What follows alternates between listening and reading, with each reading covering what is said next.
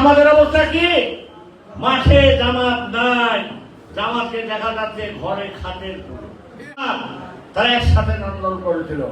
আন্দোলন করার পর আমরা বিরোধী দলের বিরোধী হিসাবে বাংলাদেশের ইতিহাসে সবচেয়ে বড় সিট পাইছিলাম 116টা, যেটা আজ পর্যন্ত কোনো বিরোধী দল পায়নি।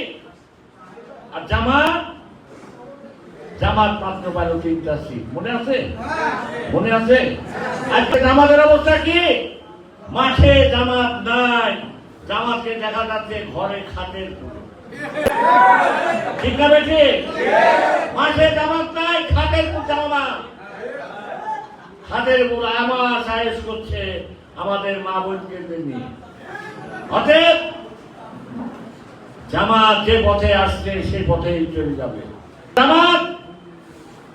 যে জামাত এই দেশের স্বাধীনতাকে বিশ্বাস করে না, যে জামাত এই দেশের পতাকাকে বিশ্বাস করে না, যে জামাত বাংলাদেশের সার্বভৌমত্বকে বিশ্বাস করে না, সেই জামাত আবারও এই দেশকে পাকিস্তান বানাতে চায়। বাংলাদেশের যে পাকিস্তান বানাতে চায় এই জামাত, পাকিস্তানের সাথে তারা